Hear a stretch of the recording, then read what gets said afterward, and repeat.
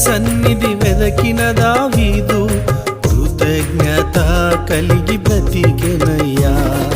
ఉన్న స్థితిలో ఉన్నతనిని ఉన్నత స్థితికి హెచ్చించితివి. ఉన్న స్థితిలో ఉన్నతనిని ఉన్నత స్థితికి హెచ్చించితివి.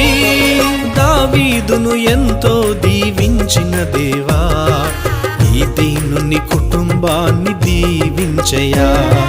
దావీదును ఎంతో దీవించిన దేవా, ఈ దీనుని కుటుంబాన్ని దీవించయ్యా. సకల ఆశీర్వాదాలకు దేవా నీవు కారణభూతుడవయ్యా.